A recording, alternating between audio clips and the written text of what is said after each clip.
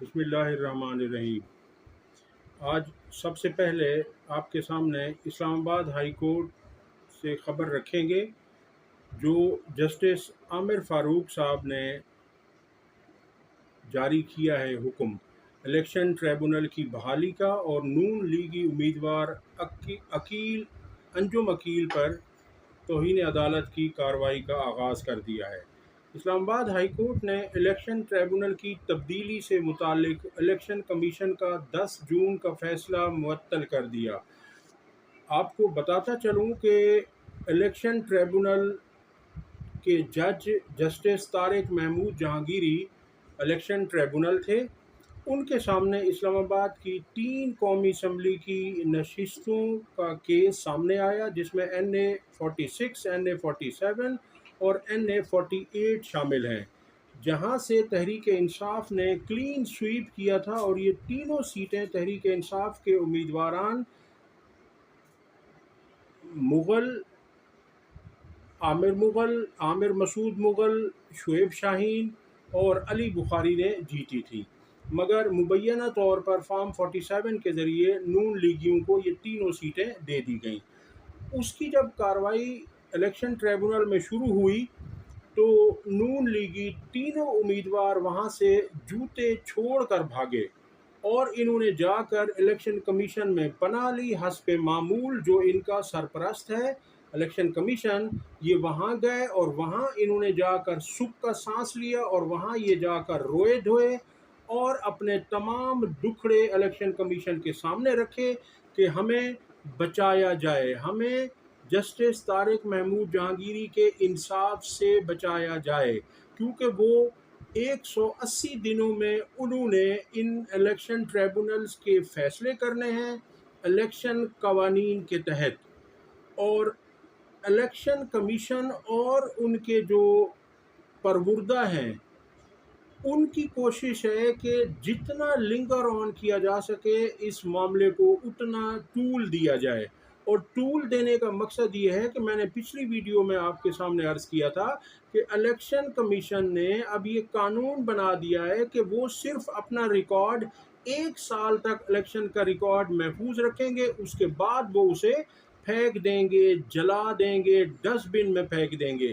اب اس لیے ان کی کوشش ہے کہ 1 سال سے زائد عرصے تک جب ہم اس کو کھینچیں گے تو پھر نہ ہم ریکارڈ عدالت میں پیش کریں گے، چونکہ جسٹس طارق محمود جہانگیری نے ان سے کہا تھا کہ آپ حلف نامہ بھی ساتھ لگائیں اور فارم 45، 46 اور 47 لے کر آئیں۔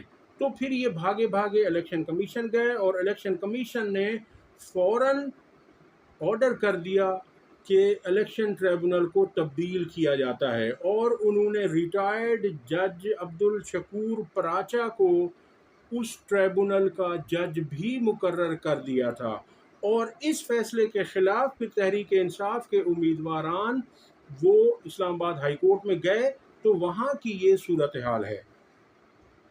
عدالت نے مسلم لیگ نون کے رکن قومی اسمبلی انجم عقیل کو شو کاز نوٹس جاری کر دیا۔ اسلام آباد ہائی کورٹ کے چیف جسٹس عامر فاروق نے سماعت کے دوران انجم عقیل پر برہمی کا اظہار کرتے ہوئے کہا کہ آپ نے جو الفاظ استعمال کیے مجھے سمجھائیں، نیپوٹزم کیا ہے۔ انجم عقیل نے اپنی اپلیکیشن میں یہ لکھا تھا کہ جسٹس طارق محمود جہانگیری پر انہوں نے نیپوٹزم کا الزام لگایا، یعنی اقربا پروری کا الزام لگایا۔ انجم عقیل نے معذرت کی تو جسٹس عامر فاروق نے ریمارکس دیے کہ معذرت نہ کریں، جج کے خلاف جو الفاظ استعمال کیے وہ بتائیں۔ جسٹس عامر فاروق نے حکومت کی جانب سے آرڈیننس جاری کرنے پر بھی برہمی کا اظہار کیا۔ انہوں نے ریمارکس دیے کہ آپ لوگوں نے آرڈیننس کی فیکٹری کھول رکھی ہے، ایک واہ فیکٹری ہے جہاں اسلحہ بنتا ہے، اور آپ نے آرڈیننس کی فیکٹری لگائی ہے جہاں آرڈیننس بنتے ہیں۔ اس لیے کہہ رہا ہوں کہ پارلیمنٹ بند کر دیں اگر آپ نے یہی کچھ کرنا ہے تو۔ آپ لوگوں نے راتوں رات آرڈیننس جاری کر کے کیس ٹرانسفر کر دیے۔ چیف جسٹس عامر فاروق نے ریمارکس دیے کہ کیس ٹرانسفر کیوں کروا رہے تھے، کہ جج سفارش نہیں مان رہے تھے۔ عدالت نے انجم عقیل کو شو کاز نوٹس جاری کرتے ہوئے قرار دیا کہ انجم وکیل جج کے خلاف استعمال کیے گئے الفاظ کا دفاع کرنے میں ناکام رہے۔ الیکشن کمیشن میں دائر کردہ درخواست میں رکن قومی اسمبلی انجم وکیل نے توہین آمیز الفاظ استعمال کیے۔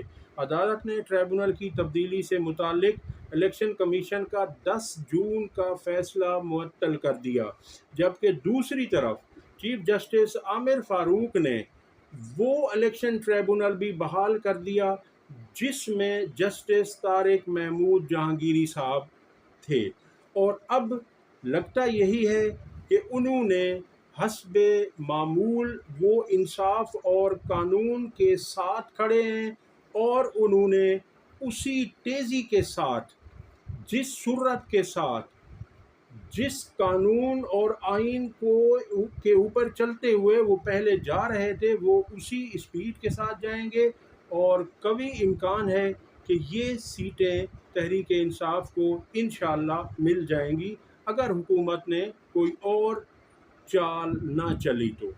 اگلی خبر آپ کے سامنے رکھتے ہیں کہ آپریشن عزم استحکام کے متعلق مولانا فضل الرحمان نے کوئٹہ میں پریس کانفرنس کی، جہاں ان کا کہنا تھا کہ آپریشن عزم استحکام دراصل آپریشن عدم استحکام ثابت ہوگا۔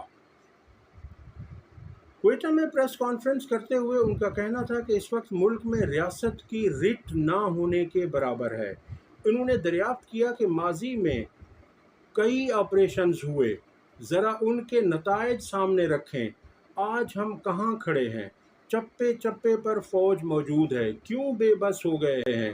خیبر پختونخوا میں سورج غروب ہوتے ہی پولیس تھانوں میں بند ہو جاتی ہے، ملک کو اور کیوں کمزور کیا جا رہا ہے؟ اپیکس کمیٹی کیا ہے؟ یہ جب تحصیل لیول پر ہوتی ہے تو وہاں میجر بیٹھتا ہے، جب ضلعی لیول پر ہوتی ہے تو کرنل بیٹھتا ہے، جب صوبے کی سطح پر ہوتی ہے تو کور کمانڈر بیٹھتا ہے، اور جب وفاق کی سطح پر ہوتی ہے تو وہاں آرمی چیف بیٹھتے ہیں۔ ان کا کہنا تھا کہ ہم ان حالات کو بھگت رہے ہیں، میں سیاسی جماعتوں کے ساتھ رابطے میں رہتا ہوں، ہمیں قومی جذبے کے ساتھ نئی منزل متعین کرنی ہوگی جو اس ملک کی بقا کی ضامن ہو اور آئین پر عمل ہو۔ یہاں جمہوریت اور پارلیمان اپنا مقدمہ ہار چکے ہیں، ان کے خلاف مسلح تنظیمیں اپنا موقف تسلیم کروا رہی ہیں۔ مولانا فضل الرحمان نے کہا کہ سیاسی مشاورت کا سلسلہ چلتے رہنا چاہیے، اور اگر پی ٹی آئی نے اتحاد بنا لیا ہے تو ہم اس کا احترام کرتے ہیں، ہم اس اتحاد کو منفی نظر سے نہیں دیکھ رہے، لیکن اس پر مشاورت ہو جاتی تو اس کا نقشہ الگ ہوتا۔ انہوں نے بتایا کہ ہماری 300 سالہ تاریخ غلامی کے خلاف جنگ لڑنے کی ہے، مسلح تنظیمیں کھلے عام گھوم رہی ہیں، اسٹیبلشمنٹ کو ہر شعبے میں اپنی بالادستی کو ختم کرنا ہوگا، ہم سب اس ملک کے برابر کے شہری ہیں۔